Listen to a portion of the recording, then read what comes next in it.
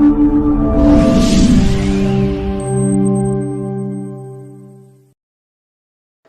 of the things that's been discussed is how will the responses to the global crises that are affecting the member states of the African Union, how will these responses be funded?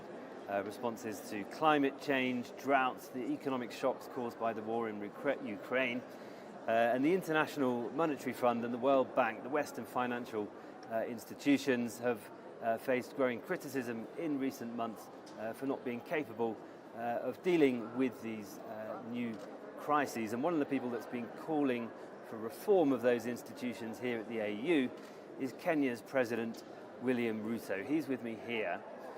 What reforms have you been calling for at the Bretton Woods financial institutions?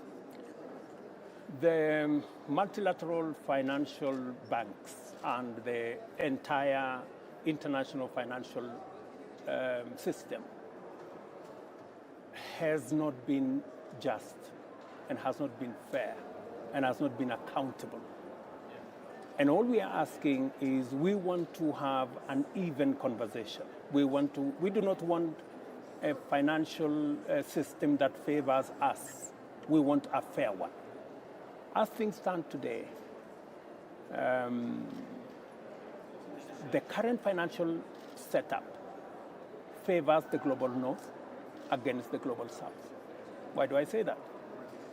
Today, development finance you can access for Kenya, for example, and most of African states, Zambia, Ghana, in fact, all sovereign states that have gone to the international financial market, they are paying anywhere around 10%. Our compatriots in the global north are paying anywhere between 0.05%, 0.1%. Clearly, we are accessing development finances 100 times more expensively than they do from the financial institutions. That is not fair. And that is why we have found ourselves where we are. And that is why we are saying the current financial setup is rigged against those in the global south, especially in the continent of Africa.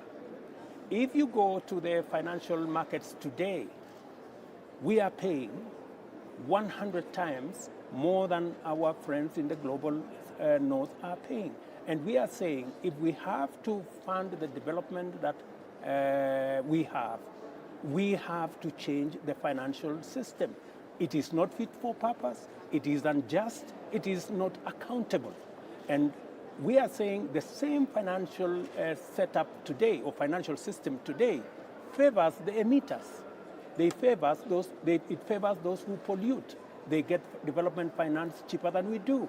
Those of us who are not polluting, those of us who are not emitters, are being punished for not being emitters. We are paying an arm and a leg. We are paying 100 times more than our compatriots in the global north. And that is why we are saying we need to redesign.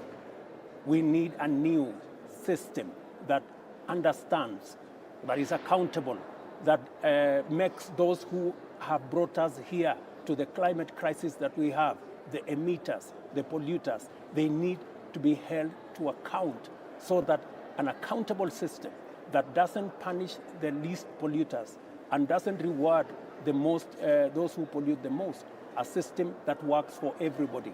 And we are not asking for any favors. We are not asking for a system that favors us. We are asking for a system that is even.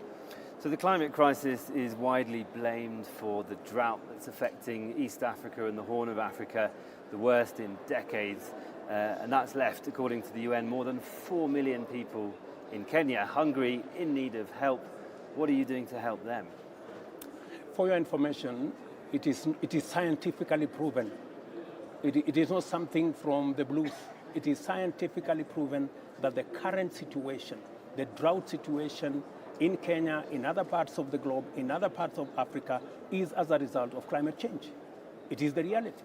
The situation is getting worse. 6 million people in Kenya are faced with severe drought. Before I came here on Friday, we had a big meeting with development partners on what the Kenya government is doing.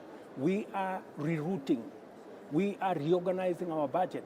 We have already spent close to 30 billion Kenya shillings on feeding, on accessing food for livestock, on water tracking. We are going to reorganize our budget some more because the situation is not getting better, the situation is getting worse. So we are reassigning resources meant for development, resources meant for schools, resources meant for hospitals, to feed people, to feed livestock.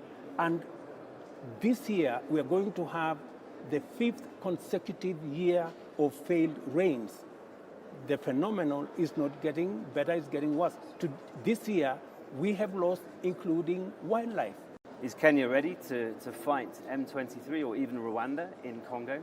Kenya is ready to do what we agree as the East African heads of state. We had a meeting on Saturday. We agreed on the timelines. It is true, Kenya is the only country that has deployed in DRC. It was agreed that 5 countries deploy. Only Kenya has deployed. We are waiting, and we have agreed that by end of this month, all the other countries will deploy. We have agreed on a metrics of deployment. We have agreed on a course of action. We have agreed that this military intervention is going to be in parallel with a political engagement of the combatants on the ground, M23, and all the other fighting forces, so that we can give ourselves the best opportunity to succeed. This cannot be sorted out militarily alone. It has to be a combined effort between a military track and a political track, and we have agreed as EAC on the way forward. Thank you, Mr. President. That was William Ruto. To achieve our priority agenda of eliminating energy poverty and powering a green, renewable-based economy as set out in Agenda 2063, it is imperative to mobilize and attract adequate financing and investment. However, the present setup of global economic and financial system is inequitable and inadequate in the face of the challenges confronting us. An overhaul of the financial system is therefore imperative to connect climate action and climate finance, to fund the creation of resilient jobs, design more secure instruments to unlock funding for post-disaster reconstruction, and establish better risk-sharing practices. We are adding our strong voice to the now urgent calls for the reform of international financial institutions and multilateral development banks. These reforms must proceed all the way to the radical overhaul of international financial infrastructure and institutional architectures to make sure that funds are accessible, affordable, mobilize relevant technology, are adequate, and most importantly, are timely. At the same time, I believe that it is highly appropriate as we enter a new industrial age of clean energy, technology, and green manufacturing to unlock financing from innovative sources like green bonds, climate insurance instruments, and the rapidly growing carbon credit markets. The robust performance of African carbon credit markets tell us we need to know about Africa as the continent of the future and the next global economic power, driven purely by clean, green industrialization and innovation. At COP27, I announced Kenya's commitment to accelerate the development of carbon markets as the next major export sector, not just for Kenya, but for Africa. Towards this end, we are presently developing a high-integrity, high-quality carbon market framework and a robust activation plan, which will soon undergo legislation in order to provide certainty and clarity for the comfort of investors. In keeping with this pledge to advance opportunities in green industrialization, as well as the green agenda for Africa, I am convening a Climate Action Summit in Nairobi to take place between the 4th and 6th of September 2023. There is consensus, ladies and gentlemen, in this meeting that Africa is the continent of the future. It is time to escalate this consensus and propel Africa to join the leadership of the global climate action.